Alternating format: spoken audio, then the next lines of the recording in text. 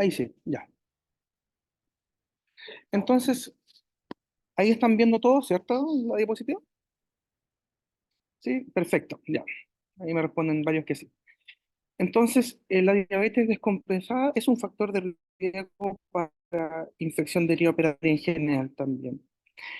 La cirugía prolongada y la anestesia prolongada. Y eso también está bien claro, bien dilucidado en cirugía, mientras más un cirujano se demore en operar a un paciente, tiene más riesgo de que esa herida operatoria se infecte. Lo mismo que un paciente que está anestesiado más tiempo, más riesgo de que esa herida operatoria se infecte. Y además está la clasificación de NICE que considera tres aspectos. Uno, la contaminación de la herida operatoria.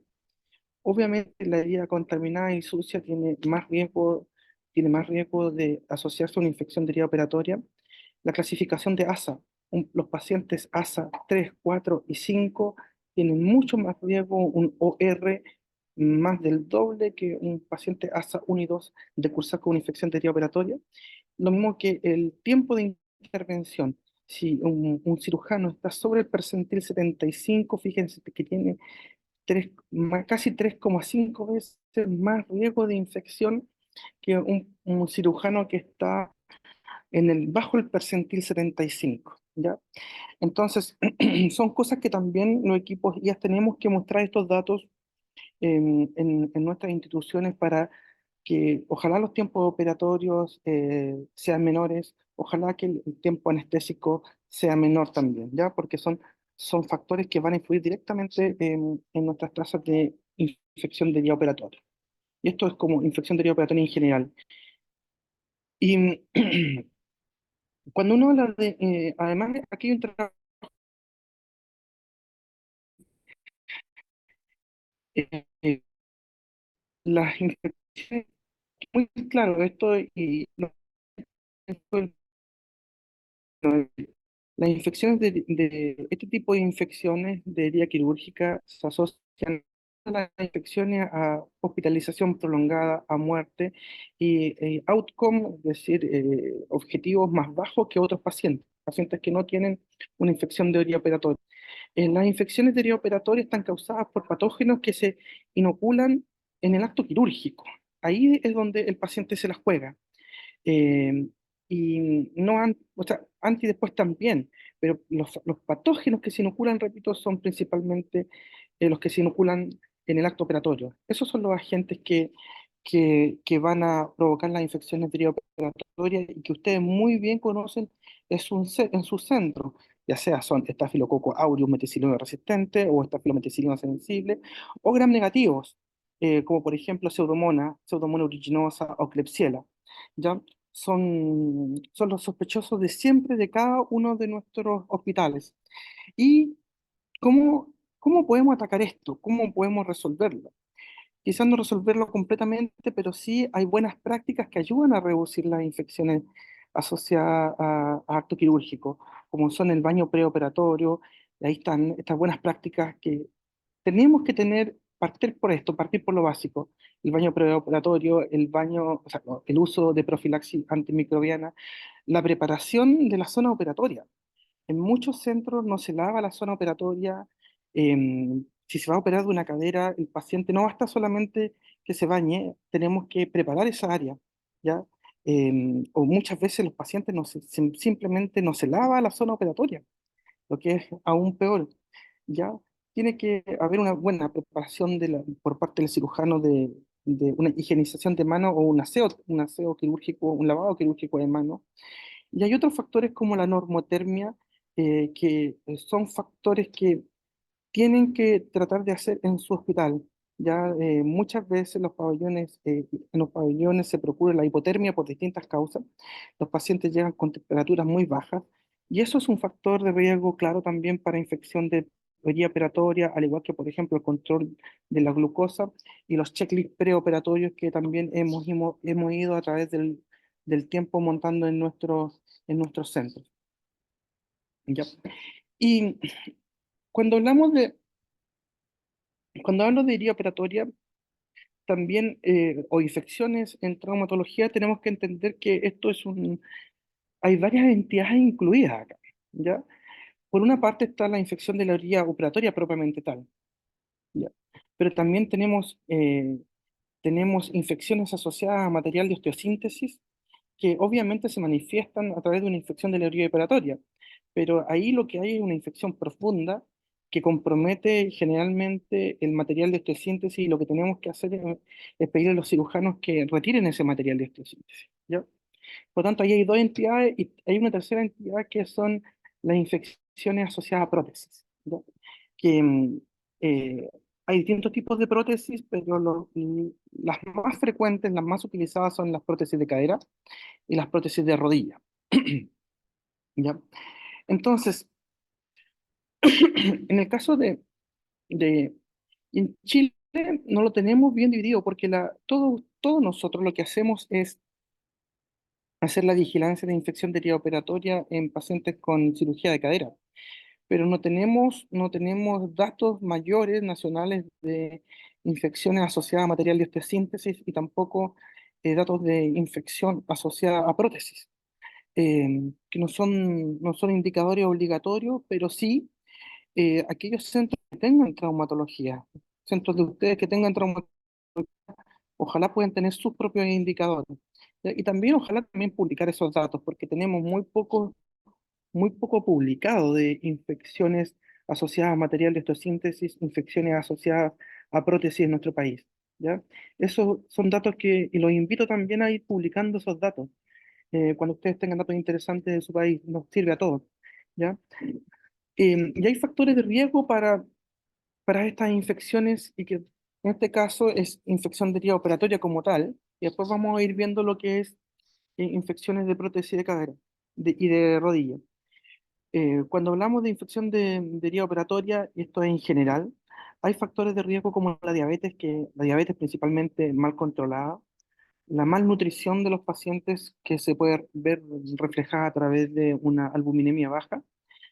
Y aquí hay un factor de riesgo muy importante y que tenemos que también eh, tratar de aconsejar a nuestros cirujanos que si un paciente tiene un tabaquismo activo, también es un factor de riesgo claro para infección de vía operatoria, pero también vamos a ver que es un factor de riesgo para infección asociada a material de osteosíntesis y infección asociada a prótesis, ¿ya? Y vamos a ver qué es lo que se recomienda, pero les adelanto que se debe aconsejar el, la suspensión de este tabaquismo eh, previa a la cirugía. eh, no debería un paciente que se va a operar electivamente de cualquier cirugía, por ejemplo, traumatológica, donde va a haber material de ectosíntesis, o donde va a haber prótesis, no debería operarse si es que ha estado activo hasta antes de la cirugía ese tabaquismo, ¿ya? Es un factor de riesgo importante, al igual que la obesidad, los medicamentos que se consideran inmunosupresores, y después vamos a ver qué es lo que hacer ahí también, y también la hipotermia perioperatoria o en el intraoperatorio, que es un factor no menor y también tenemos que conversar ahí con pabellón y con nuestra anestesista para tratar de evitar la hipotermia porque es un factor que también está claramente asociado a infección de vía operatoria, ¿ya? Las transfusiones posoperatorias también son un factor de riesgo, así que por eso que tenemos que recomendar que nuestros pacientes que electivamente se van a ir a operar de alguna cirugía traumatológica, ojalá puedan hacerlo con un hematocrito que no requiera posteriormente transfusiones.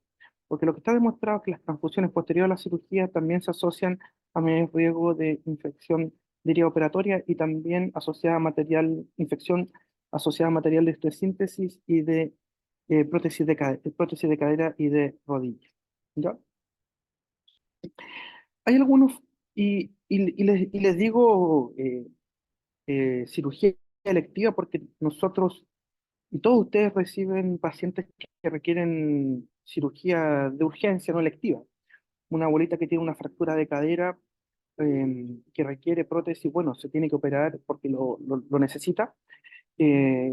Y muchas veces no podemos en esos casos eh, mejorar todos estos parámetros, estos factores de riesgo que son modificables para que tenga un menor riesgo de infección operatoria o de infección asociada a material de osteosíntesis o de prótesis.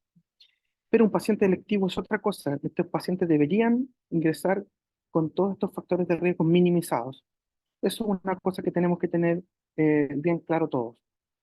Hay factores no modificables y que lamentablemente aquí ya no, como ustedes saben, no podemos, como su nombre lo dice, modificarlos y que tenemos que jugar con ellos nomás, como factores de riesgo, como lo son la edad, la historia de radiación en la zona donde se va a ir a operar ese paciente y si tiene historia de infecciones previas en esa prótesis, por ejemplo, o en esa articulación previamente, las infecciones en el sitio donde se va a ir a operar en la articulación donde se va a ir a colocar una prótesis o un material de esta síntesis, claramente también es un factor de riesgo para infección.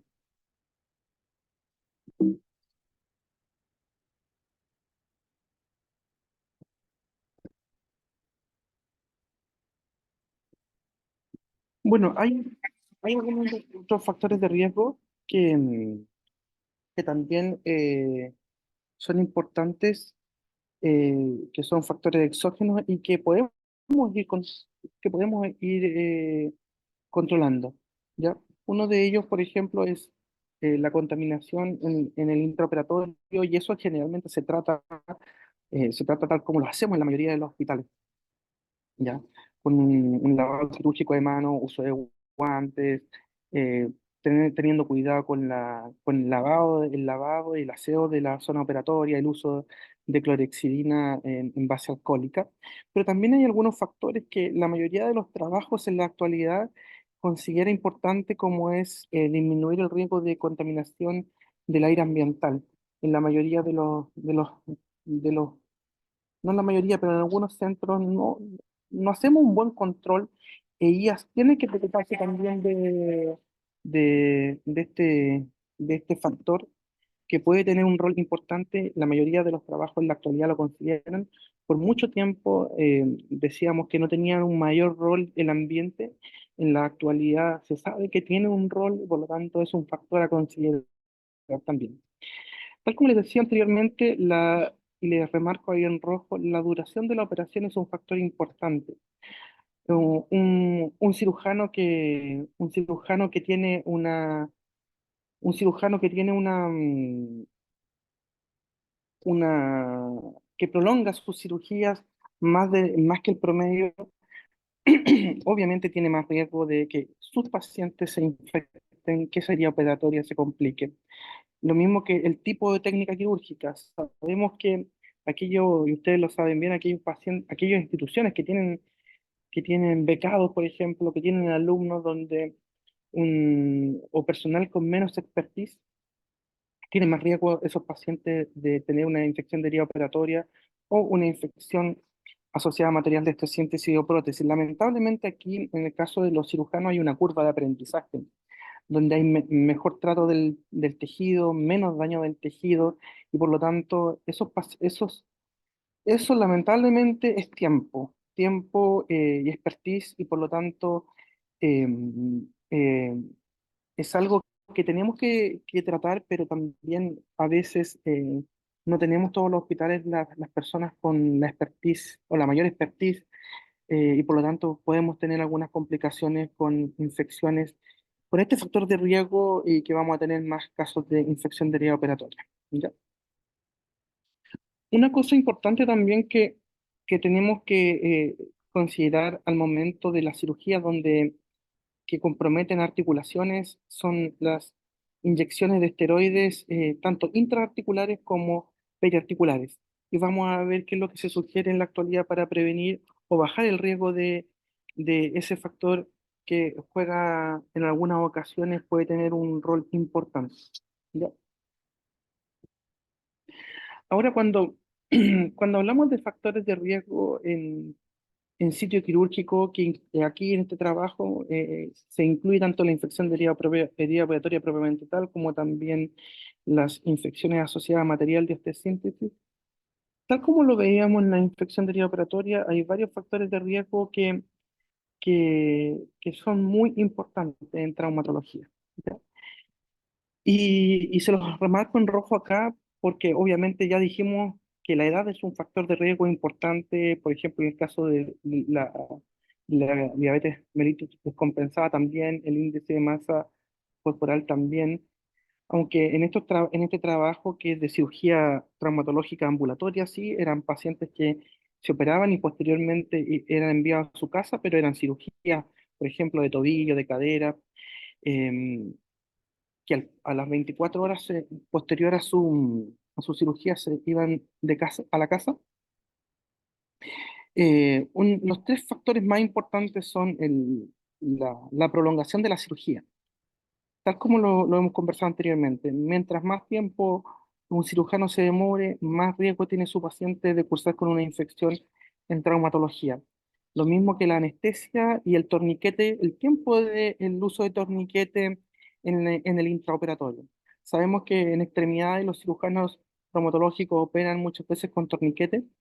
Mientras más tiempo dure ese torniquete, también hay mayor riesgo de infección deriva operatoria o de infección asociada a material de esta síntesis. ¿Y qué partes eh, son las más, qué partes quirúrgicas en traumatología son las que más se infectan? Y es bien claro, en este trabajo se demuestra que las infecciones de rodilla y pierna y también la infección de tobillo y pie son las zonas, son las localizaciones que con mayor frecuencia se asocian a infección de herida operatoria o infección asociada a material de osteosíntesis. Ya. O sea, claramente. Y vamos a ver que en el caso de prótesis también, el prótesis de rodilla tiene más riesgo de cursar con una infección periprotésica que la prótesis de cadera. Como siempre les digo a los amigos traumatólogos, los que se dedican a prótesis de rodilla en general son mucho más valientes porque tienen más riesgo de infección protésica y periprotésica que la cirugía de cadera, ¿ya?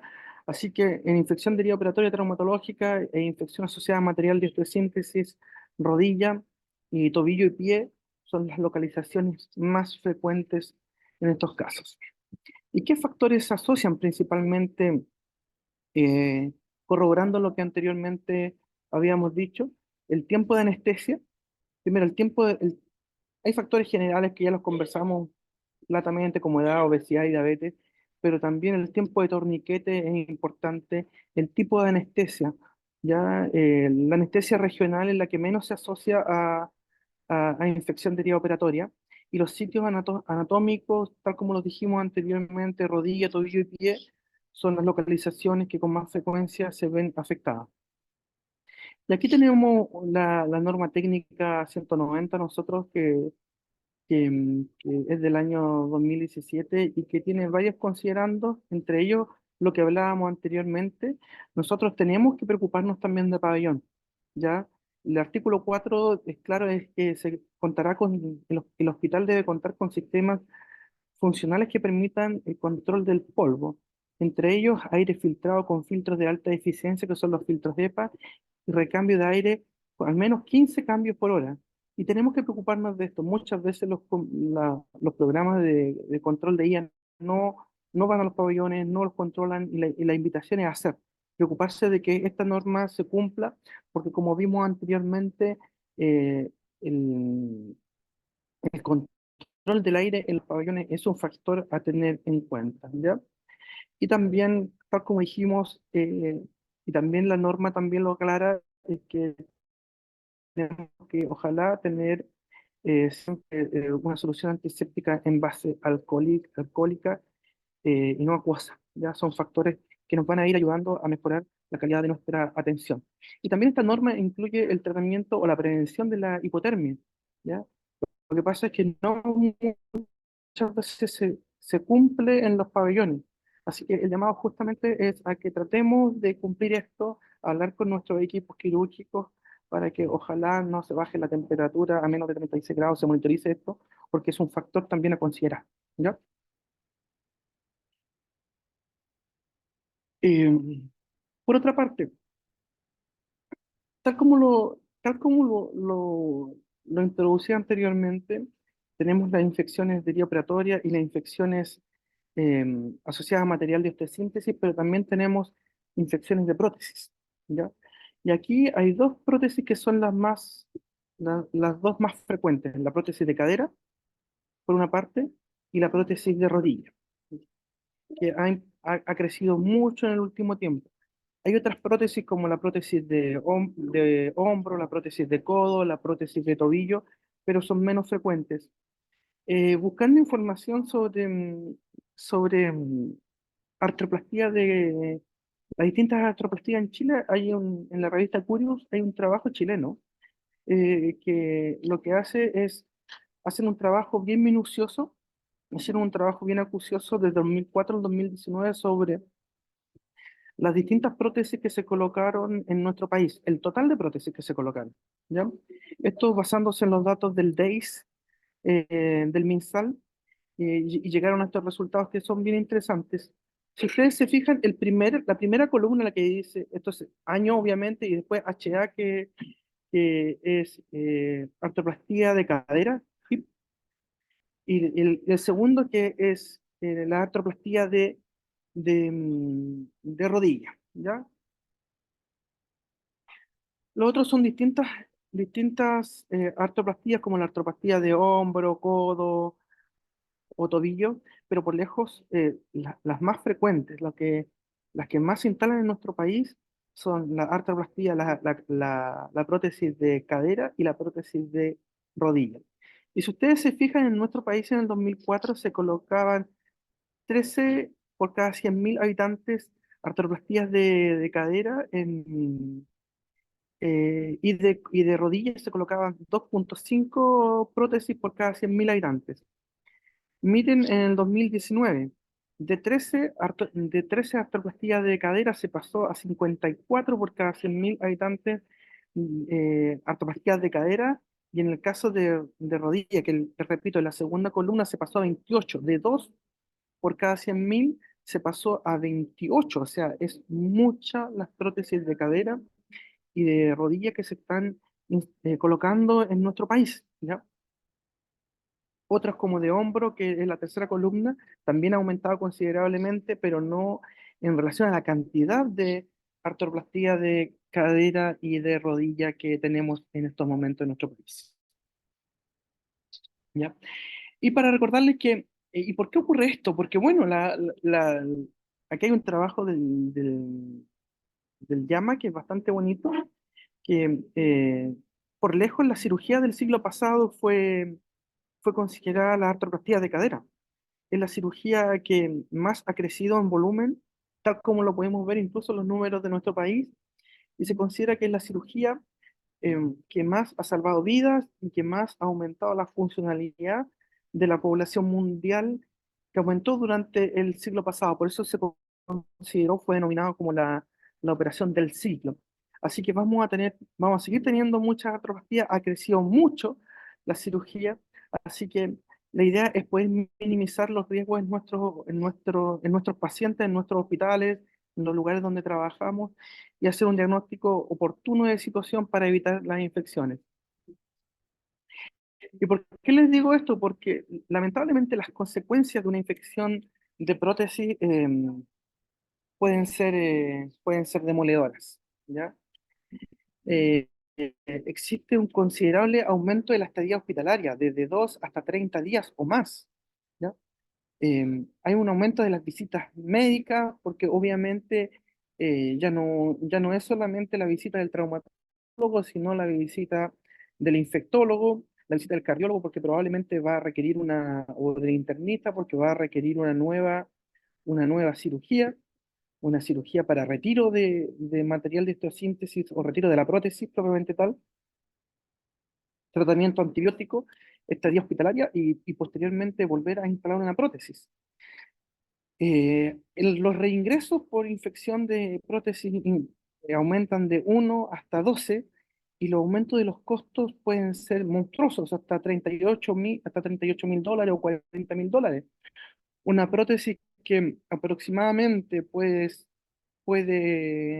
una prótesis de cadera una prótesis de rodilla que puede en el sistema costar con todo, hasta que llega a su casa el paciente 6 7 millones, perfectamente puede pasar eso a 30 millones o más.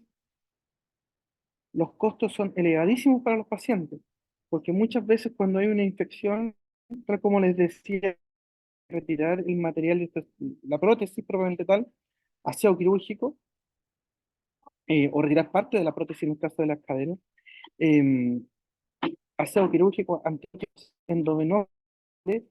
Muchas veces no tenemos opción los infectólogos de tener un tratamiento oral.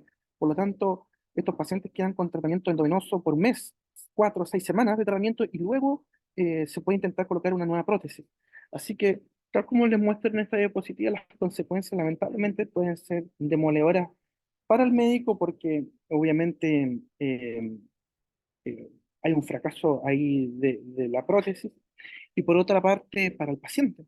Para el paciente los costos pueden ser muy elevados, no solamente los costos directos, sino también los costos indirectos, como por ejemplo el trabajo, la ausencia del trabajo, así que el costo psicológico de un paciente que tiene una infección derivada de prótesis.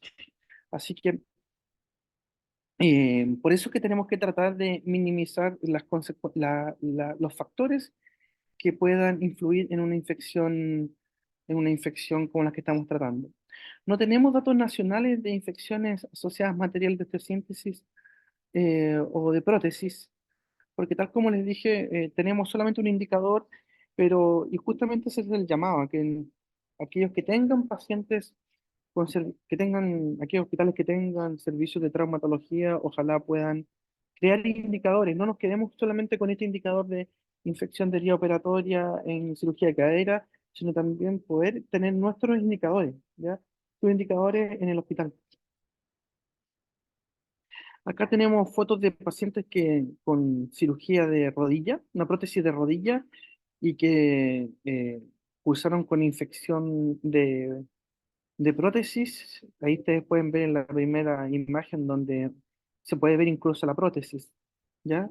Y en estos casos el tratamiento es retiro de la prótesis, retiro, aseo, cultivos, cultivos tomaban pabellón, tratamiento dirigido, generalmente endovenoso contra estas infecciones, y por lo tanto el costo es altísimo, tanto para el paciente como para la institución. La mayoría de nuestros pacientes los vemos en el sistema público y los costos son altísimos para la institución. Y aquí se fijan en qué es lo que pasa con infección de herida operatoria, más que de herida operatoria, de prótesis de rodilla.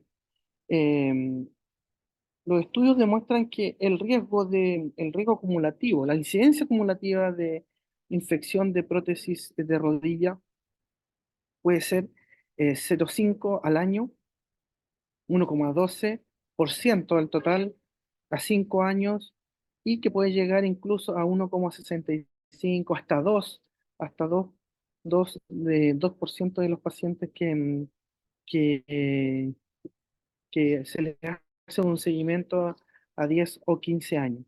Ya, esto se ha logrado bajar estas incidencias, sin embargo, sigue siendo alta y sigue siendo más alta que la prótesis de cadera, ¿ya? La incidencia de infección de prótesis de rodilla, lamentablemente, con todo lo que eso implica, ¿ya?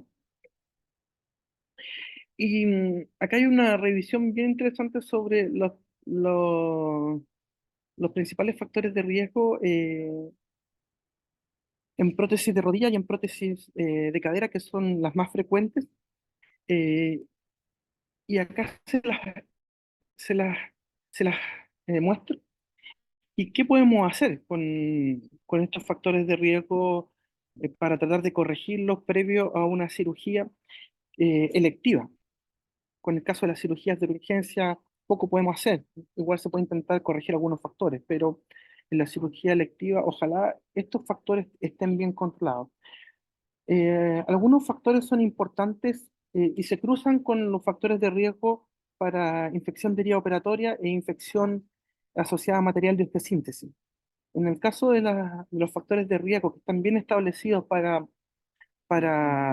infección de prótesis, al igual que lo anterior, la diabetes, por ejemplo, la diabetes es un descompensada, es un factor de riesgo para infección de prótesis, lo mismo que la malnutrición. Y aquí hay algunos factores de riesgo que son propios de de las infecciones de prótesis, como son la artritis reumatoidea. La artritis reumatoidea per se es un factor de riesgo para una infección protésica, ¿ya?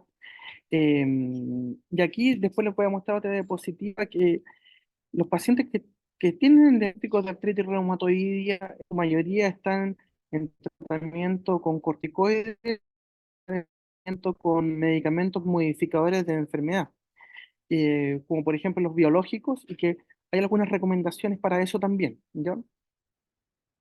Pero así a grosso modo, la recomendación es que perioperación, es decir, previo a la cirugía, podamos suspender los medicamentos que se consideran inmunosupresores o medicamentos modificadores de enfermedad, porque en sí son un factor de riesgo también para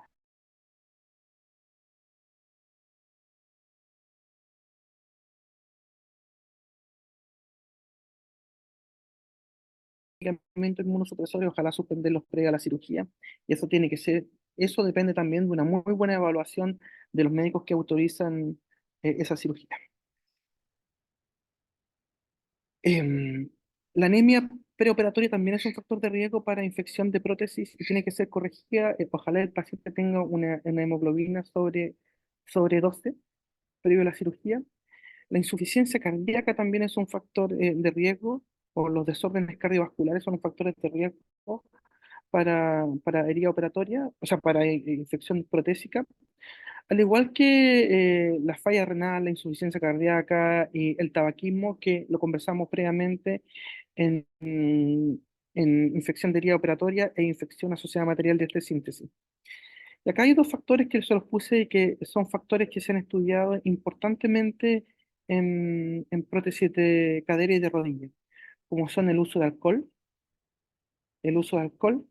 un paciente que tiene consumo de alcohol, ojalá y consumo de alcohol importante, ojalá suspender ese consumo de alcohol al menos 6 a 8 semanas previo a una cirugía electiva de prótesis, ya sea de rodilla o de cadera. Y también hay un factor importante que los últimos trabajos vienen demostrando, que es la depresión. La depresión en sí misma se considera un factor de riesgo para infección de prótesis. El mecanismo fisiopatológico no está bien claro, pero en sí mismo, per se, la depresión es un factor de riesgo en todos los estudios. En los estudios de infecciones de prótesis, los estudios multivariados se ha reflejado que la depresión como tal lo es. Así que también la recomendación actual para los traumatólogos y para los evaluadores de la preoperatorio es que un paciente que tiene una depresión o un trastorno del ánimo importante, ojalá posponer la cirugía, a no ser que sea urgente, y tratar esa depresión, ese trastorno del ánimo previo a una prótesis de rodilla o de cadera. ¿Ya? Así que eh, algunas recomendaciones que siempre damos a nuestros colegas traumatólogos y a la gente que evalúa preoperatoriamente a los pacientes que van a ir a una prótesis es que tiene que estar con un buen control glicémico ese paciente previo a la cirugía. La obesidad, ojalá también intentar controlar. La hipertensión debe estar controlada. Inyecciones articulares previas, ojalá evitar los últimos 6 meses, los 6 meses previos a una cirugía de rodilla o de cadera. El consumo de tabaco se debe dejar de fumar al menos un mes previo a esa cirugía. Si el paciente tiene el antecedente de una infección, de una artritis séptica, ya debe esperar al menos 3 meses para que después se pueda resolver esa infección, ¿ya? O sea, se pueda colocar una prótesis, ¿ya? Al menos 3 meses debe esperar y obviamente debe ser tratada esa artritis séptica y posteriormente esperar esos 3 meses y ahí recién ser evaluado para eventualmente tener una cirugía de prótesis, ya sea de rodilla o de cadera. La anemia preoperatoria debe corregirse. Acuérdense que las transfusiones post cirugía también son un factor de riesgo. Hay que tratar de minimizar las transfusiones postquirúrgicas y las terapias con esteroides, ojalá evitarlas un mes antes. Y aquí, em, están los distintos medicamentos que se utilizan para para la artritis reumatoidea que deben suspenderse y ahí están los distintos tiempos que debemos recomendar a nuestros pacientes suspender estos medicamentos. Muchos de ellos son medicamentos modificadores de enfermedad em, previo a la cirugía, ¿ya? Em, Como por ejemplo el infliximab, uno debería suspenderlo 3 semanas previo a la cirugía, o el abatacept, el adalimumab o el certolizumab, uno debería suspenderlo un mes previo a la cirugía. Ya, obviamente esto tiene que ser conversado con el reumatólogo respectivo, con el reumatólogo tratante, si es que se puede hacer esto, porque son medicamentos modificadores de enfermedad, pero a la vez son medicamentos que son un factor de riesgo para infección deriva operatoria. En el caso, por ejemplo, de la leflunomida, uno debería tratar de evitar o sea, debería tratar de suspender ese medicamento 6 semanas, 6 semanas previas a la cirugía, y en el caso de rituximab, 2 meses previos. Y en el caso de los otros medicamentos, como son alopurinol, colchicina, probenecid, acetoprina, methotrexate, bastaría con una semana previo a la cirugía, ya, en general, ¿ya? Pero estos son fármacos que los vemos frecuentemente en nuestros hospitales y que, insisto, cuando un paciente vaya electivamente a una cirugía, ya sea de cadera o de rodilla, tenemos que tener cuidado para para poder minimizar a través de esta vía el factor de riesgo que tienen estos pacientes de forma intrínseca, que son los pacientes con AR en tratamiento, ¿ya? Ya como conclusiones de nuestra presentación. No sabemos la real dimensión de las infecciones en traumatología en nuestro país. Tenemos solamente un indicador que nos pide el MinSal y que eso lo sabemos bien, pero tenemos todo un mundo en nuestros hospitales por descubrir todavía, ¿ya? Además que, si ustedes se acuerdan, el indicador incluye infección de vía operatoria hasta los 30 días posteriores a la cirugía, ¿ya? Pero todos ustedes han visto o ven pacientes con infección de prótesis, ya sea de cadera o de rodilla, y que muchas veces tenemos que el paciente consulta con una fístula, con pus en la rodilla, no a los 30 días, a las 2 semanas, o sea, a los 2 meses, al tercer mes, al cuarto mes, y por lo tanto, no es que no sea una infección de prótesis, es una infección obviamente, pero se manifestó tardíamente, o también tenemos el caso de que ante eritema, calor, fiebre, en ocasiones se les deja por parte del tratante, el traumatólogo o por otro colega que evalúa al paciente en distintos lugares, se le indica antibiótico al paciente, ¿ya? Y por lo tanto eso contiene la infección, pero tarde o temprano, al mes y medio, a los 2 meses o más, vamos a tener una fístula, un absceso, que va a ir a pabellón ese paciente, va a requerir aseo y si lo amerita, el retiro de la prótesis. Y por lo tanto, por eso que si ustedes se fijan, todos los seguimientos de prótesis en el extranjero son a 1 año, 2 años, 3 años, hasta 15 años de seguimiento de las prótesis. ¿Ya? Yo creo que eso todavía nos falta como país. Tenemos que empezar a trabajarlo a nivel local también, tener nuestros propios indicadores. En eso también yo estoy empeñado acá en el instituto. Tenemos con Patricia, tenemos que generar nuestros indicadores para saber qué es lo que está pasando, ¿ya? Y hacer un seguimiento de las prótesis a futuro. No es un seguimiento simple, pero tenemos que hacerlo para ojalá, tratar de levantar datos en nuestro país. Existen diversos factores de riesgo para las infecciones en traumatología. Y sabemos que se pueden minimizar, se pueden y se deben minimizar estos factores de riesgo, ¿ya? Ya lo hemos conversado, los vimos. eh, es factible disminuir las infecciones asociadas a prótesis en nuestros hospitales, la infección de herida operatoria y también las infecciones asociadas a material de osteosíntesis. Es posible y tenemos que hacerlo, ¿ya? Así que eh, eso es lo que les quería presentar. Eh, Les doy las gracias por venir como siempre y espero si hay alguna pregunta que puedan hacer o alguna experiencia también que quieran compartir.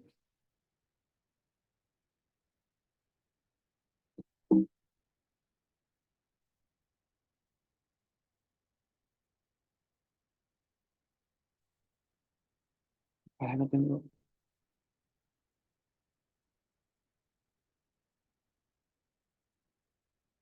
¿Alguna pregunta?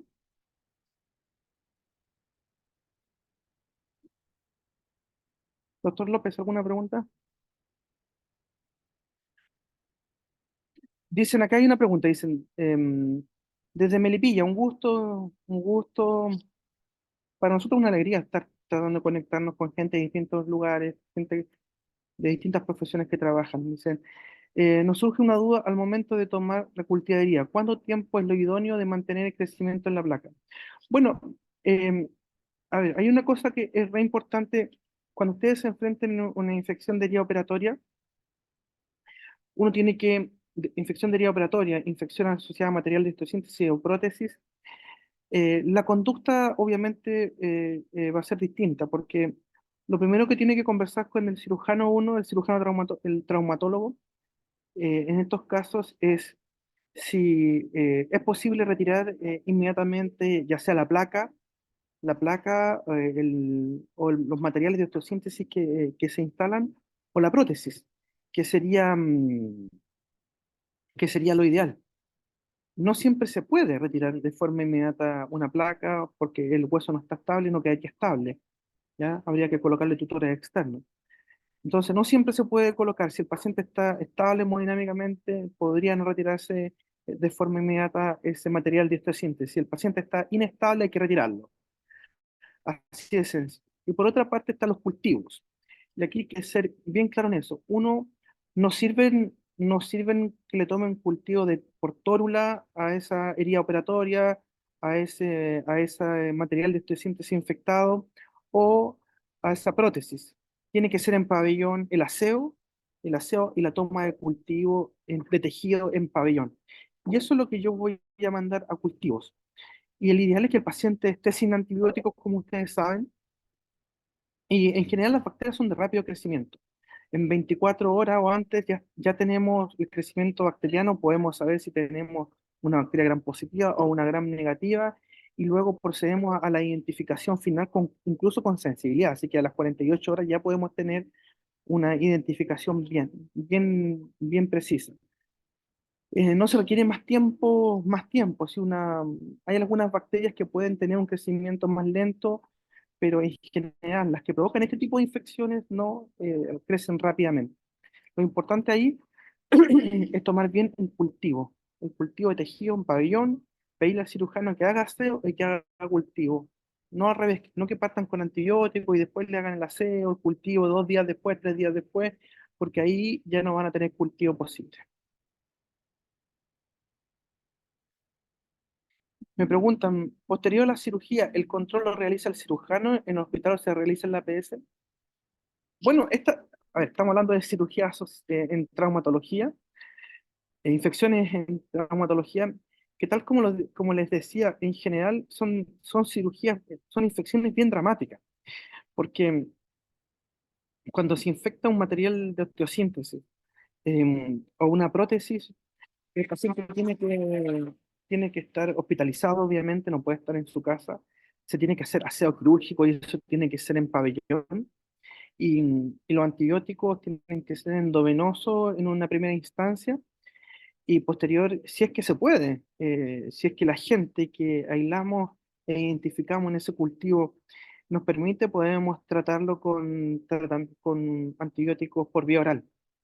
Me ha tocado ver pacientes que no es posible, pseudomonas, por ejemplo, he tratado infecciones por asociadas a material de osteosíntesis en pierna con, con infección asociada a clavo endomedular por pseudomona multiresistente con presencia de metalobetalactamasas, que son carbapenemasas, que hace muy difícil el tratamiento con con la mayoría, con casi la totalidad de los antimicrobianos, y por lo tanto, a veces tenemos que tratarlo en este caso con ceftazima, vidactam más Astronan por 8 semanas, y tuvo que estar 8 semanas el paciente hospitalizado.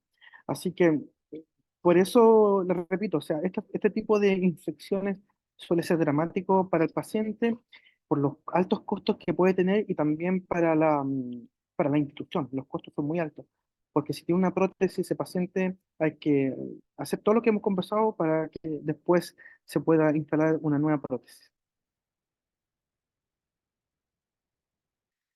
Acá me hacen,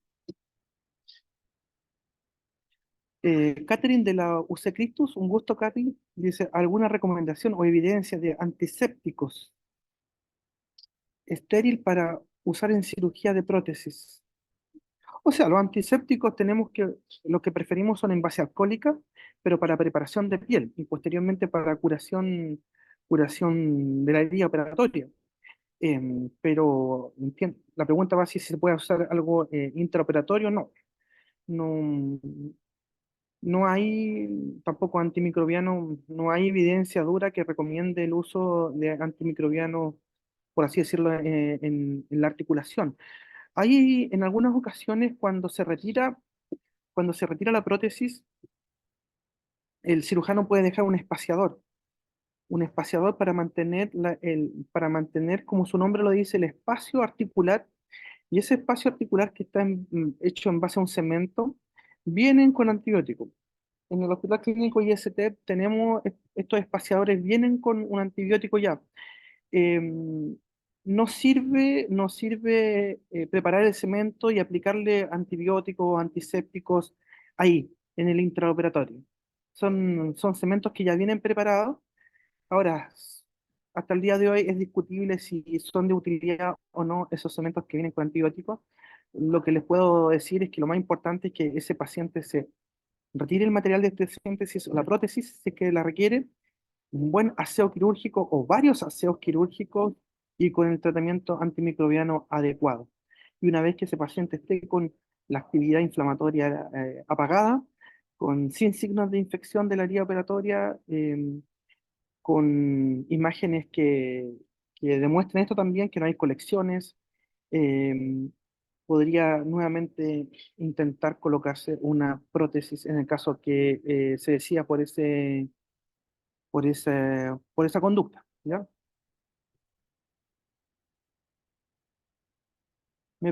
Hay preguntas con respecto al formulario, lo van a subir nuevamente al formulario para que se inscriban, ¿ya?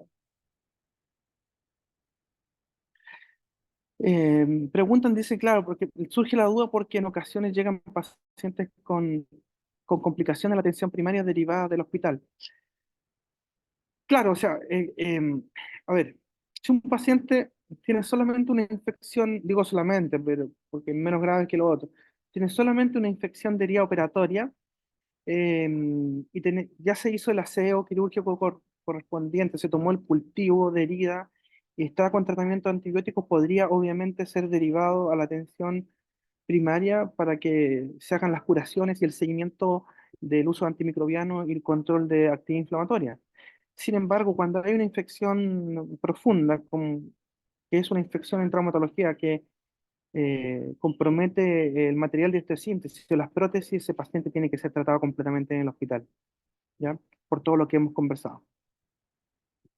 ¿Ya?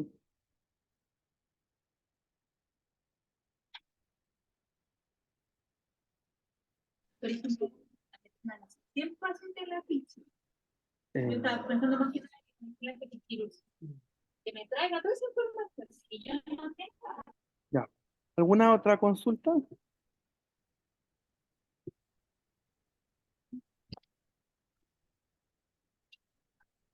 ¿Alguna otra consulta? estamos en los tiempos todavía, estamos son las 3 2 de la tarde. Ya pues, les doy las gracias por escuchar la presentación, por las preguntas. Eh, Ocupamos ya 1 hora 5 minutos. Los dejo ahora con la última presentación, que son infecciones asociadas a endoscopios, cómo podemos prevenir estas infecciones. Eh, para esto invitamos al doctor Eduardo López, que por ahí lo veo.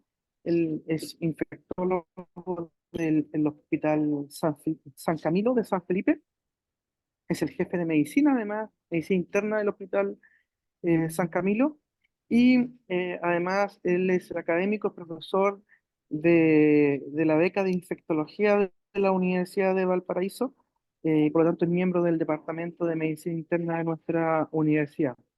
Así que aprovechamos de darle las gracias de antemano al doctor Eduardo López, porque todos los años nos colabora, nos ayuda junto con el doctor Jorge Espinosa. Siempre son muy gentiles para aceptar nuestras invitaciones y aportarnos con muy buenas presentaciones cada año. Así que gracias, Eduardo, por darte el espacio y estar acá en esta jornada con muchos miembros de equipo IAS de todo el país. Ya más de 200 integrantes que estamos acá. ¿Ya? Doctor Cruz, el agrado es mío. Agradezco a los organizadores por la invitación. Siempre un gusto estar revisando temas y sentirse en nuestra casa. El tema que me pidió revisar el doctor Cruz es un tema que es bien entretenido, bien controversial, y vamos a tratar de abordarlo de una manera bastante amena. Le pediría si me pueden permitir compartir pantalla. Paula, por favor, si podemos permitirle compartir pantalla al doctor López.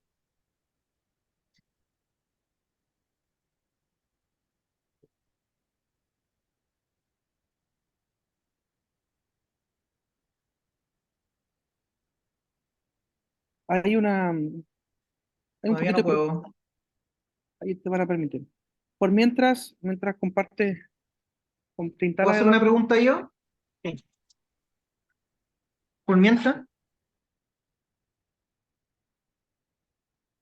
doctor Cruz.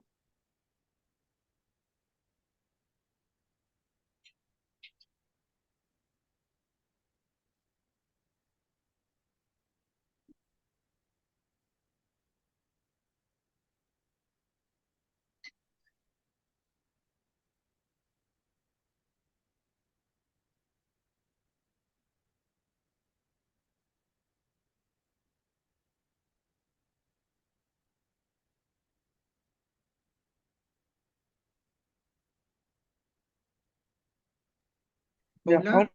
ahora te van a colocar, te van a permitir compartir. Ok. ¿Ya? Oiga, doctor Cruz, le agradezco la presentación. Alcancé a ver una parte, por lo menos la parte final. Del punto de vista de los endpoints que usted utiliza digamos, en esta fase entre la salida, por ejemplo, una prótesis, una placa, ¿cierto?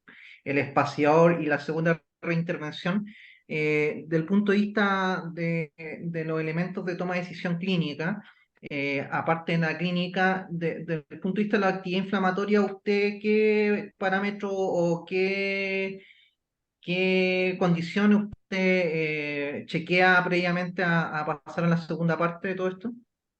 Todas. En el recuento de leucocitos sigue siendo importante, la VHS, que ha sido cuestionada, pero en traumatología sigue siendo importante.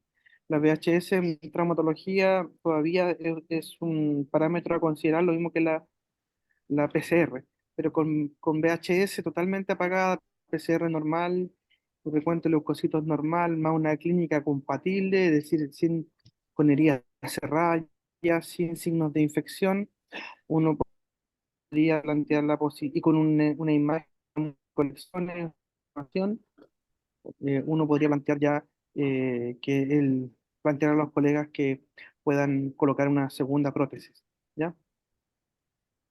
Sí, Porque siempre, el y gran hacía el problema es comentario, siempre hay mucha presión entre los colegas con respecto a los plazos. Muchas veces y esto no es rígido, o sea, en el fondo uno va siguiendo al paciente, va viendo la evolución clínica y no hay plazos definidos, no es que 8 semanas, 6 semanas, 12 semanas, es caso a caso. Claro, ahora hay otro tema que es re interesante y lo podríamos discutir un día también, es que en cirugía de cadera, cuando es una infección aguda, es decir, antes de la tercera semana, segunda o tercera semana, uno podría intentar, los cirujanos podrían intentar cambiar las partes móviles de la cirugía de cadera, ¿ya? Se cambian solamente las partes móviles, no el vástago, se hace obviamente aseo quirúrgico minucioso, se cambian las partes móviles, se trata con antibióticos y con esa estrategia hay trabajos que demuestran que los pacientes que con infección de prótesis de cadera podrían tener hasta una resolución hasta de un 80% algunos trabajos, ¿ya? Así que eso es un tema también a discutir y que acá en el Hospital Clínico IST también los cirujanos de cadera tienen esa estrategia, pero solamente cuando es una infección de cadera aguda, ¿ya? Aguda, ¿por qué? Porque no se alcanza a formar el biofilm, ¿ya?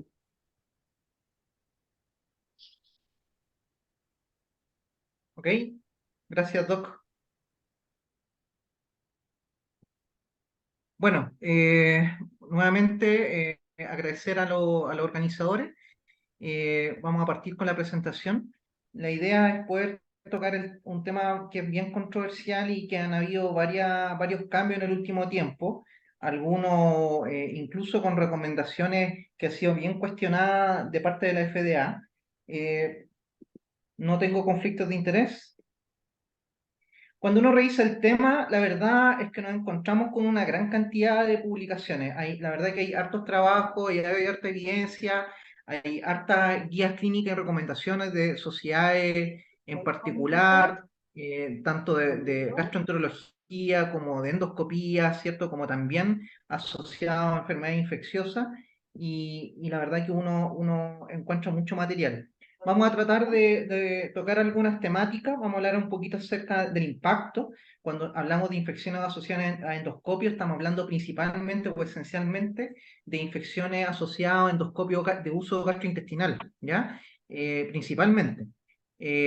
Vamos a tocar algunos temas acerca de la epidemiología, sobre algunos elementos de microbiología y fisiopatología, y donde nos vamos a tratar de focalizar esencialmente va a ser en el tema de la estrategia de prevención y algunas recomendaciones. Por suerte, el 2022 hubo un consenso que agrupó varias organizaciones, tanto asociadas a lo que es la especialidad de gastroenterología, tanto americana como europea, como también de enfermedades infecciosas, que pudo ordenar un poquito más el tema. Sin embargo, todavía quedan bastantes temáticas que todavía son controversiales. Toma caramelo. No, tú acá, va. Si parece que hay un micrófono abierto. Le pediría por favor al moderador. Dentro del impacto, estamos hablando de que hoy en día todo lo que tiene que ver con los procedimientos endoscópicos, tanto desde el punto de vista diagnóstico como diagnóstico terapéutico, está extensamente, digamos, amarrado, ¿cierto?, a la medicina moderna. Hoy en día cada vez nos enfocamos más a métodos diagnósticos que tratan de ser mínimamente invasivos, ¿cierto? Algunos que tienen un enfoque netamente diagnóstico y otro incluso diagnóstico terapéutico con instalación de prótesis, etcétera. Por tanto, eso genera una serie de, por un lado, una elevada carga desde el punto de vista del número de procedimientos endoscópicos. Por ejemplo, en Estados Unidos se estima por sobre los 25 millones de procedimientos endoscópicos. La gran mayoría de ellos, como le mencionaba, son gastrointestinales, más del 70%. Y ahí, cuando hablamos de la endoscopía del tubo digestivo, estamos hablando de una variedad de estudios o de uso de estos endoscopios que es bastante variado. Hay algunos que acceden, ¿cierto?, por el tubo digestivo alto, otros por el tubo digestivo bajo, otros que van a generar disrupción a nivel de la vía biliar, ¿cierto? Y con mayor riesgo de generar pérdida de integridad de la mucosa, ¿ya? Y esto la verdad es que se asocia directamente a un mayor riesgo de complicaciones infecciosas. Dentro de las complicaciones asociadas a los procedimientos endoscópicos, los principales son la hemorragia, la perforación, la pancreatitis y las infecciosas, que es el motivo de esta presentación. La epidemiología de las infecciones post-endoscopía. Esto está bien estudiado y hay cifras que esencialmente son trabajo en el hemisferio norte, especialmente Estados Unidos, donde se ha podido estimar cuál es el riesgo de infecciones post-procedimiento. En general, la tasa compuesta se estimó en un 0,2%, o sea, 5.000 infecciones por cada casi 3 millones de procedimientos.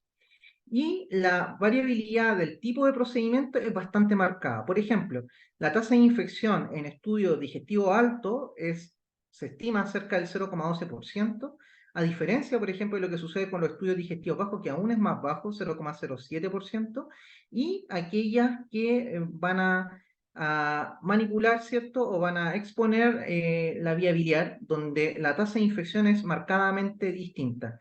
Esto es lo más descrito, ¿cierto?, que en relación a procedimientos a través de duodenoscopía, especialmente en lo que tiene que ver con la exposición a través de la utilización del aparato elevador de pinzas, que es una de las herramientas del punto de vista de manipulación, ¿cierto?, especialmente de las guías, que es tremendamente importante para los endoscopistas. Ahí yo les puse el aparato elevador, ¿cierto?, que va en la zona distal del duodenoscopio y que permite finalmente el poder sostener y manipular de mejor manera, especialmente cuando son procedimientos que requieren alguna guía. Lo otro importante es que cuando uno revisa la literatura hacia atrás, claramente ha existido un subdiagnóstico, una subestimación en el fondo de las infecciones asociadas a procedimientos endoscópicos. En general, las infecciones post-endoscopía, ¿de qué estamos hablando? Estamos hablando de bacteriemia y estamos hablando de colangitis principalmente. Hay otro grado de afectación, ¿cierto?, desde el punto de vista gastrointestinal, con compromiso de distintos segmentos del tubo digestivo, pero cuando hablamos de infecciones post-endoscopía, especialmente en el contexto de brote, estamos hablando de bacteriemia y compromiso de la viabilidad. También están descritas, ¿cierto?, la presencia de infecciones de sitio quirúrgico, ¿cierto?, propiamente tal, abscesos intraabdominales, peritonitis secundaria y también brotes de clostridioides, ¿cierto?, asociados a procedimientos. Estas infecciones pueden ser endógenas o pueden ser exógenas. En la mayoría de las veces, cuando son infecciones endógenas, estamos hablando de complicaciones asociadas a un procedimiento, muchas veces por exposición, ¿cierto?, de la mucosa, y donde los agentes involucrados habitualmente es polimicrobiano y son agentes del paciente en cuestión, del sujeto en cuestión.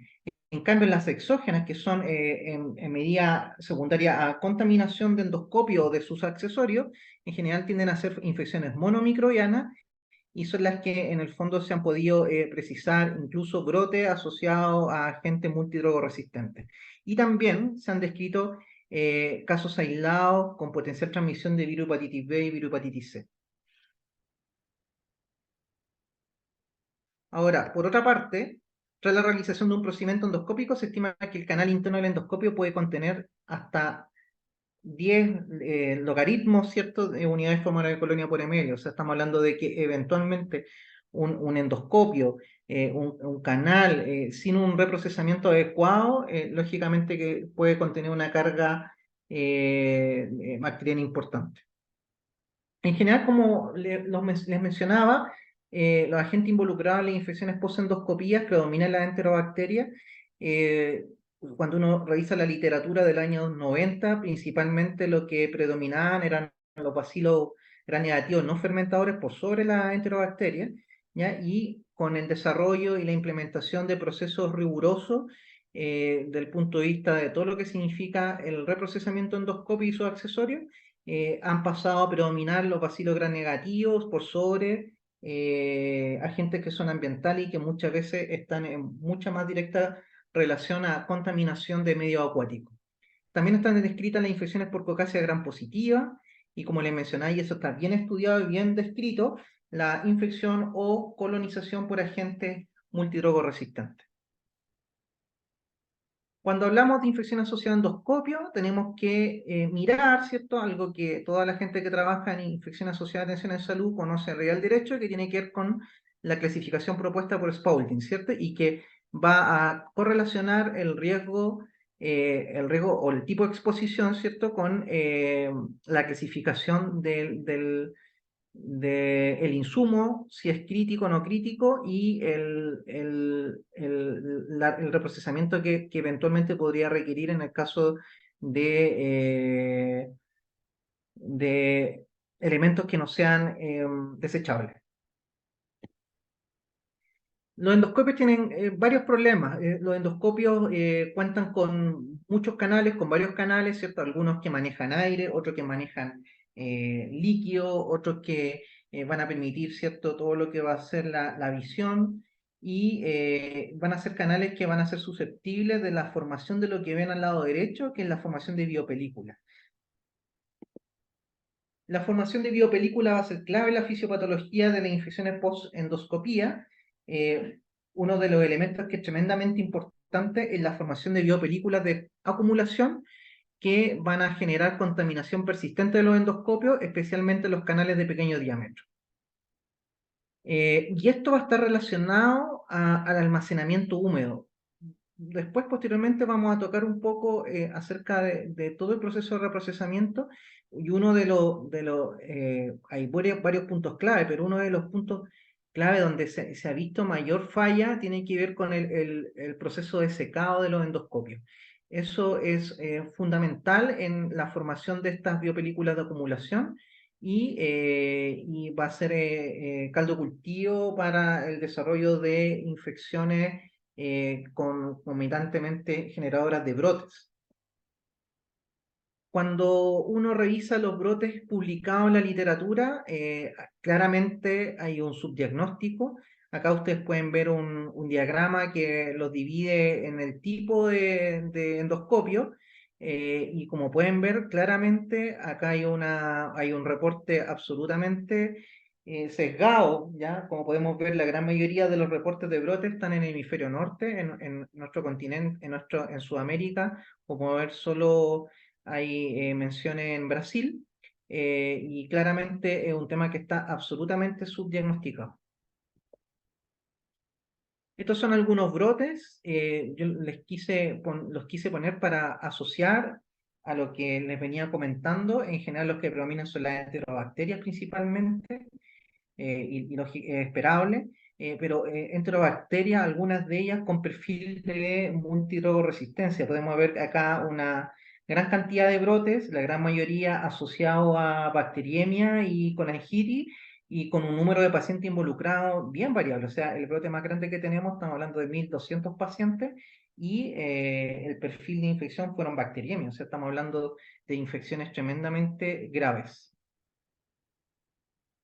Esto es re importante y ha generado mucha discusión y va a ser probablemente el norte del resto de la presentación, es que la FDA ha recomendado que junto con el estricto cumplimiento de las instrucciones en el reprocesamiento de los endoscopios, principalmente los duodenoscopios, que son los que están más asociados a infecciones post-endoscopía, todas las unidades de endoscopía que utilizan duodenoscopios deberían implementar alguna o varias de las opciones suplementarias. El cultivo microbiológico de los endoscopios, esterilización con óxido de etileno y un uso de un sistema de procesamiento químico o repetición de la desinfección de alto nivel. Estas son recomendaciones de la FDA, ¿ya? Vamos a tratar de ir hilvanando, cuestionando un poco estas recomendaciones, ¿ya? Porque hay evidencia que finalmente pone en jaque ciertas orientaciones. Dentro de la estrategia de prevención podríamos hablar de 4 estrategias principales. Uno, profilaxia antimicrobiano. Se ha estudiado en las infecciones post-endoscopía si la administración de antimicrobiano puede disminuir el riesgo de estas infecciones. Lo segundo, el reprocesamiento óptimo es suficiente, es insuficiente, tiene un peso relativo. Lo otro, deberíamos implementar técnicas de detección de contaminación. Deberíamos apuntar al uso de endoscopios desechables. ¿Qué significa esto en la práctica? lo primero que vamos a tocar es acerca de profilaxis a partir de antimicrobianos. Algunos estudios observacionales, especialmente desde los 90 al 2000, reportaron potencial beneficio de la profilaxis antibiótica. Evitaría eventos de bacteriemia. Sin embargo, la mayoría de esos casos fueron colangitis subdiagnosticadas que tenían indicación de tratamiento en al menos 2 reportes que son en los que se basan esencialmente estas recomendaciones. Ahora, ¿qué sucede en escenarios de obstrucción de la vía biliar por litiasis o cáncer? Estos son varios estudios, especialmente de los últimos 10 años, donde se ha ido sumando evidencia que ha mostrado de que no se relaciona a disminución de eventos de bacteriemia o colangitis, no hay impacto demostrado tampoco en mortalidad y no hubo impacto en estancia hospitalaria. En síntesis, en general, actualmente no hay ninguna guía ni recomendación internacional que recomiende el uso de profilaxis antimicrobiana en estos escenarios. Ahora, ¿y qué pasará en procedimientos, ¿cierto?, a través de ultrasonido y endoscopía? La verdad es que tampoco se ha evidenciado una disminución en resultados adversos, ni en colonización, ¿cierto?, en relación a que hay algún beneficio a través de la profilaxis con antimicrobianos. Y en pacientes con cáncer, y en pacientes trasplantados, perdón, en pacientes trasplantados que se realiza ERCP, por ejemplo, por obstrucción de la vía biliar,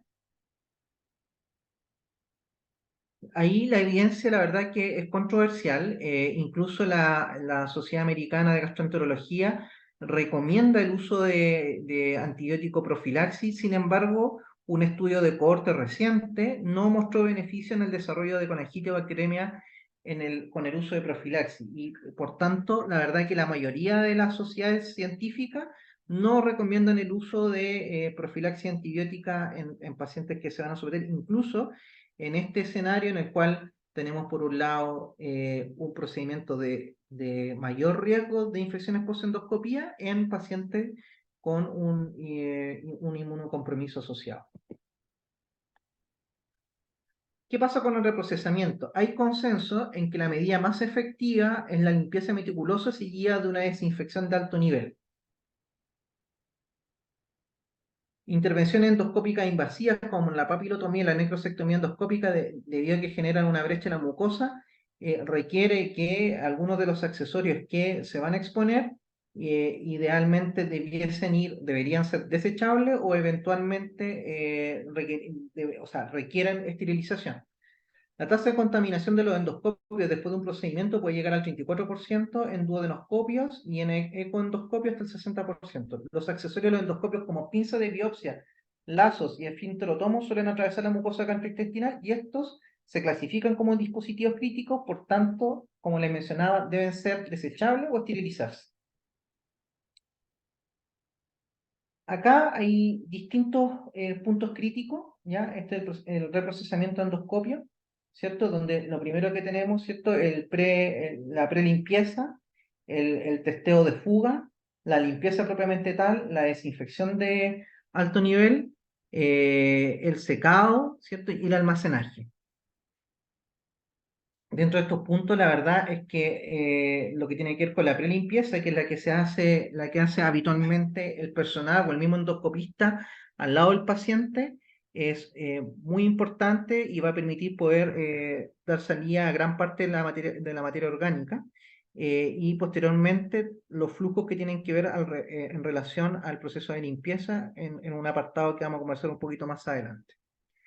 Cuando se revisa la auditoría de brotes, ¿qué es lo que se ha podido encontrar? Se han encontrado algunas fallas en los procesos en el reprocesamiento y dentro de eso lo más frecuente es contaminación de la solución enzimática, secado incompleto, como les mencionaba, cepillado y enjuague incorrecto de los canales de endoscopio, almacenamiento inadecuado de los endoscopios y el mantenimiento deficiente de los reprocesadores automatizados de endoscopio. ¿Qué pasa con otro potencial mecanismo de prevención con los métodos de vigilancia endoscópica? Yo les mencioné de que la FDA recomendaba tener alguna estrategia de vigilancia de los endoscopios, desde el punto de vista del seguimiento de contaminación desde el punto de vista microbiológico. Sin embargo, a la fecha no hay consenso entre las sociedades científicas. El Centro de Control de Enfermedades, a diferencia de la FDA, ¿ya? Y la Sociedad Americana de Gastroenterología, no recomiendan pruebas de rutinas con fines de vigilancia. La Sociedad Europea sí recomienda, al igual que la FDA. Y esta sociedad sugiere la opción del estudio a través de cultivos ambientales cuantitativos o estudios de carga biológica a través de bioluminiscencia. Estudios de carga biológica o bioluminiscencia. La biología molecular en general se maneja solamente en el contexto de estudios de brote. Otra eventual medida de prevención, el uso de endoscopios desechables. Y eso se basa a que los datos actuales muestran que con el reprocesamiento óptimo sigue habiendo algunos reportes de colonización, incluso con agente MDR. Los endoscopios de un solo uso se han propuesto por lo mismo como alternativa. En general, estos endoscopios desechables tienen una capacidad de visualización y diagnóstico comparable a los endoscopios convencionales. Sin embargo, algunos datos sugieren mayor comodidad en relación a la manipulación por los endoscopistas de los endoscopios convencionales. No hay ensayos clínicos autorizados que comparen tasas de infección de los endoscopios desechables versus los convencionales. Se estima que por procedimiento, y eso es un elemento importante a considerar, supondrá un costo de 10 veces mayor. Se necesitan más estudios para la evaluación también del impacto ambiental que significaría la disposición de esta enorme cantidad de endoscopios desechables. Vimos que los procedimientos endoscópicos en Estados Unidos superan los 25 millones al año. Este es un consenso que agrupa varias sociedades científicas, tanto americanas como en general, como también de la sociedad de la CIA, ¿cierto? De epidemiología americana, y que apunta más o menos a lo que yo les venía diciendo.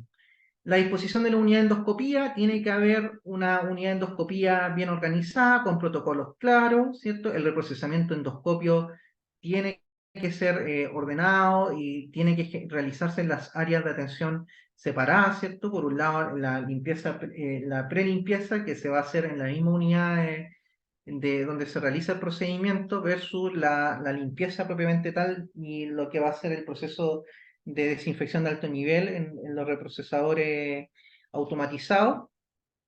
Debe ser en lugares separados y bien señalizados. Seguir todo el proceso que le acababa de mencionar. ¿Ya? En el reprocesamiento, tras la realización de un procedimiento endoscópico, se estima que el canal interno del endoscopio puede contener hasta 10 elevado a 8 microorganismos. El lavado manual es crítico y debe ser realizado adecuadamente. Si se realiza de esa manera, se puede conseguir una reducción significativa de la unidad formadora de colonia, y es tan importante como la desinfección de alto nivel. ¿Ya? Ahora, con el proceso completo uno logra poder eliminar hasta el 99% de los agentes bacterianos. Como le mencionaba, la prelimpieza se realiza en un punto de uso inmediatamente luego de completar el procedimiento. Se debe evitar a toda costa que la materia orgánica se seque. Se debe limpiar el exterior del endoscopio y posteriormente lo que se debe hacer es realizar pruebas de presión y fuga para poder detectar filtraciones y poder también, por otro lado, contener eventual daño a los mismos equipos. Luego de eso, ¿cierto? Se continúa con esta prelimpieza aspirando detergente por los canales y después se pasa a lo que va a ser en otra zona la limpieza manual.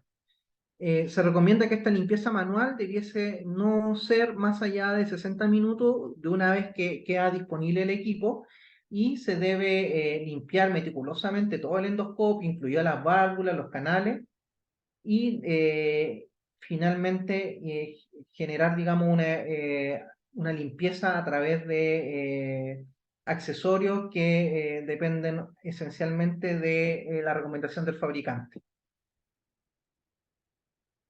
La desinfección de alto nivel se recomienda que se realice a través de un reprocesador automatizado y solamente en caso de no contar transitoriamente se pudiese hacer de forma manual, pero la recomendación es a través de reprocesador automatizado.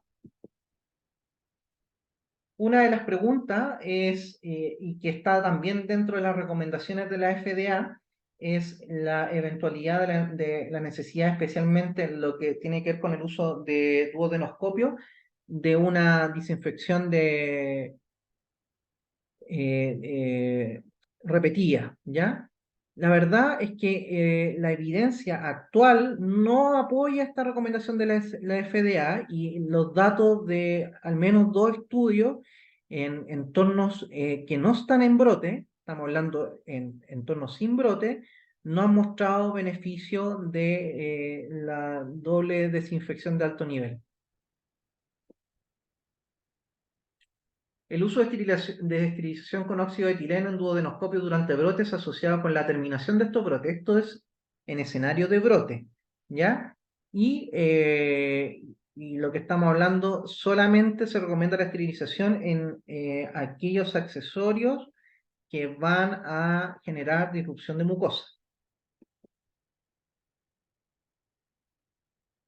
Después de la desinfección de alto nivel, se debe procurar un enjuague adecuado y un proceso de secado y posteriormente un almacenaje que mantenga, digamos, las condiciones de separación, ¿cierto?, de otros accesorios.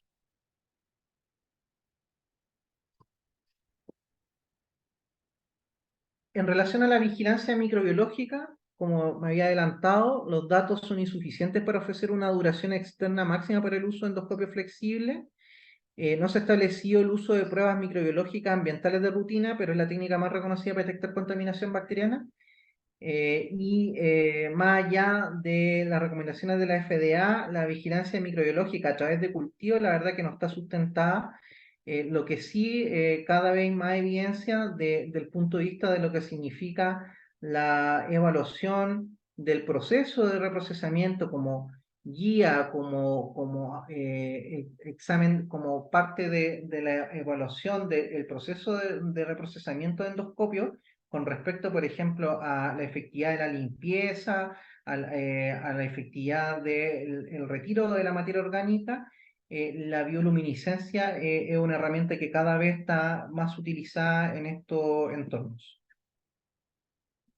En general, los accesorios que van a generar disrupción de mucosa o que se van a exponer a la disrupción de mucosa, por ejemplo, pinzas u otros instrumentos cortantes, debiesen ser idealmente desechables y si no son desechables tienen que esterilizarse. Como conclusiones, las infecciones asociadas a procedimientos endoscópicos en general son poco frecuentes, sin embargo sabemos que están subestimadas. Los procedimientos invasivos y asociados con endoscopio son los con mayor riesgo. Aún hay temas controversiales, especialmente en que reprocesar cuando se transgrede la mucosa, cada vez los accesorios apuntan a ser desechables. La prevención se basa en el cumplimiento de los protocolos de reprocesamiento, y en el contexto de brote se sugiere considerar medidas que apunten a evaluar el proceso de reprocesamiento, considerar la vigilancia microbiológica, esterilizar en vez de desinfección de alto nivel, estamos hablando en brotes, y privilegiar accesorios siempre que van a exponer mucosa, disrupción de mucosa, que sean idealmente desechables. Eso en contexto de brotes. A la fecha no hay evidencia suficiente que sustente la profilaxis antimicrobiana en ningún escenario. Eso, muchas gracias.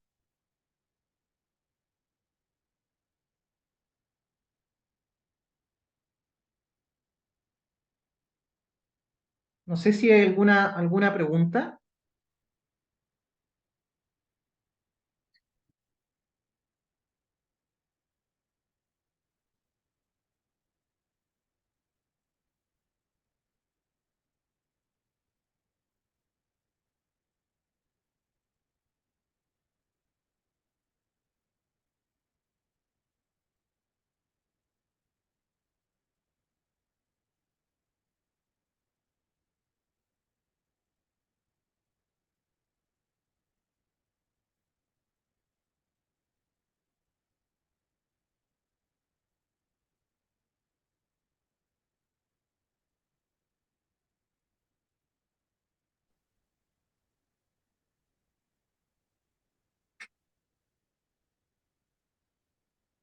¿Alguna pregunta, algún comentario?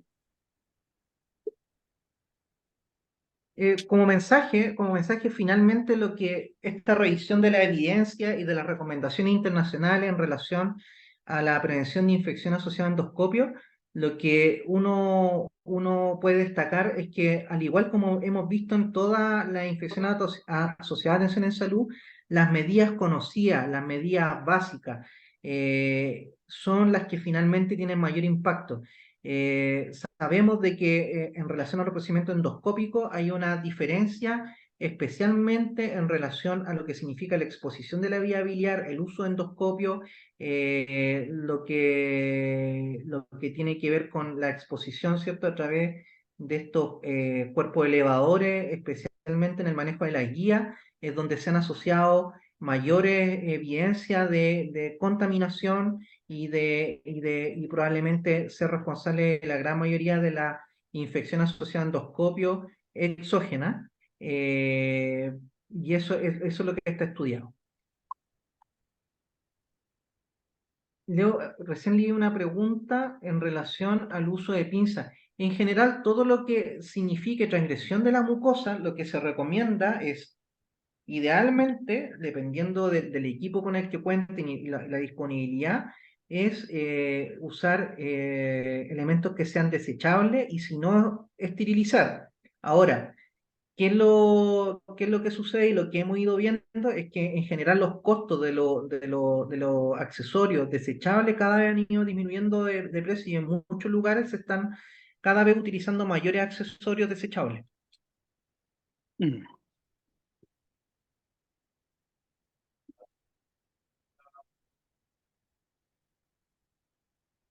Entonces, el mensaje final es que el reprocesamiento es clave en la prevención de estas infecciones, el contar con protocolos adecuados y vigilar el cumplimiento de esto, finalmente es lo que ha demostrado tener más impacto en la prevención de estas infecciones. ¿Hay alguien que levantó la mano? Hay otra pregunta que dicen, Milena de enfermera de esterilización del Hospital Clínico de ICT, almacenamiento del endoscopio luego del DAN, ¿tiene algún criterio importante para mantener el DAN? Mm, No, la verdad es que incluso en el último consenso que les mostré, la verdad es que el del almacenaje, más allá de mantenerse bien rotulado y que tengamos bien separado aquello instrumental que está ya con el proceso completado versus el no hacerlo, la verdad es que el tema almacenaje pareciera ser un tema un poquito más secundario. Dice acá acerca de Creutzfeldt-Jakob, la verdad es que no leí nada con respecto a Creutzfeldt-Jakob.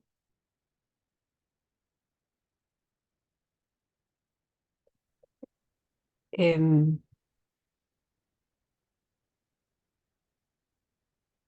quería hacer un comentario, doctor Cruz, sí, por supuesto. Por en supuesto. relación al almacenamiento. Las recomendaciones internacionales han hablado del almacenamiento. Uno, primero que nada, el almacenamiento vertical.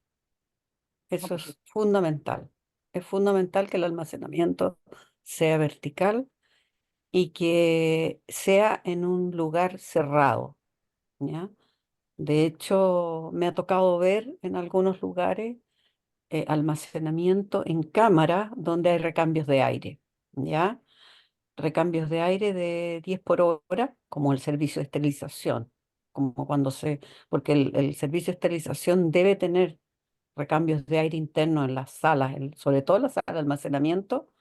El ministerio ya sí lo diseñó en su departamento de arquitectura, diseñó que las salas de esterilización que construyó después de los años 2000 en adelante los hizo todo con recambios de aire, ¿ya? Así como pabellón tiene su recambio, esterilización también tiene recambios de 10 recambios de aire por hora. Lo mismo se le pide al endoscopio, que idealmente esté en una cámara vertical, en una cámara con puerta cerrada y con recambios de aire, ¿ya? Eso es lo que yo podría acotar. Sí, ahí precisar un poquito, incluso en este consenso y en las últimas revisiones, la verdad es que el tema del almacenaje vertical es cada vez más controversial. y lo plantean incluso como uno de los elementos como le digo, hay muchos temas controversiales en el tema de infección asociada a endoscopio. Hay muchas dudas todavía. Eso no está tan claro cuál sea realmente el impacto. Perfecto. Mm. ¿Alguna otra consulta de algún? Yo tengo una duda, doctor, eh, Adelante. acerca de, porque generalmente esto es un procedimiento ambulatorio.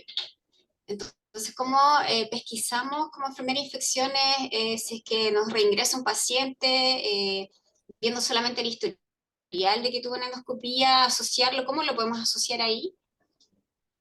Si que tiene alguna infección asociada al procedimiento y un Sí, paciente que se realizó en habitualmente, un ambulatorio. actualmente, como vimos, en realidad, la gran mayoría de las veces, como usted dice, estos procedimientos, estamos hablando de los de menor riesgo, generalmente son procedimientos ambulatorios en su gran mayoría y en general las presentaciones clínicas son en base a bacteriemia y a compromiso de la vía biliar. Tenemos que pensar de que la infección asociada a endoscopio, principalmente en relación al uso de duodenoscopio y a manipulación de la vía biliar. Ese es el setting de mayor frecuencia. Ahora, del punto de vista del estudio de reporte, lógicamente que lo que tú dices en el contexto de manera retrospectiva en la mayoría de los casos. Mm, mm. Gracias. Bacteriemia de foco no precisado, el antecedente temporal, ¿cierto? Del procedimiento reciente. Esos van a ser los elementos que nos van a poder hacer pesquisar y poder detectar y precisar brotes asociados a procedimientos. Sí, eso es importante. Eso es importante. Hemos tenido casos donde, por ejemplo, bacteriemia por pseudomonas y que se han asociado a procedimientos endoscópicos. Y ahí hay problemas en el procesamiento de los duodenoscopios. Así que, pero eso es importante, como decía el doctor López. ¿Sí? Pero ahí lo que tenemos, lo que va a tener son infecciones graves, son bacteremias. Bacteremia y infecciones de vía biliares. Esos pacientes siempre van a reingresar. Mm. ¿Alguna otra consulta? Son- Veamos el chat si hay más preguntas.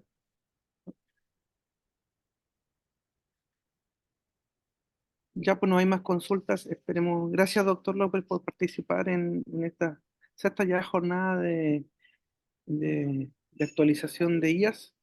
Así que gracias por su tiempo, por su generosidad y por dedicarse el tiempo a- a esta jornada que es mucha revisión, me consta. Así que les damos las gracias de antemano y para las próximas que vengan. Em, Darle un aviso a todos los que participaron de este curso. Como les decía, estos cursos son certificados por la universidad, así que espero que hayan todos llenado el formulario de inscripción a MPM para que tengan su certificado. Y, y eso, y vamos a enviar la jornada completa. Esta jornada está siendo transmitida por YouTube, así que vamos a enviárselas a sus correos y lo antes posible. Y también Paula, nuestra secretaria, va a estar enviando los correos, dijimos, acuérdense, 2 meses, a mediados de junio, porque tenemos que hacer 200 certificados aproximadamente y tiene que pasar por el decano y por el director de escuela. Así que gracias, doctor López, por venir, gracias por su experiencia, lo mismo a María Eliana, a Jorge Espinosa, a Paula Sofoli, que participaron durante la mañana y que fueron muy, muy generosos y su experiencia fue de gran ayuda para todos nosotros. Así que un abrazo a todos, gracias por venir, gracias a los expositores. Saludos y estaremos en contacto durante los próximos meses.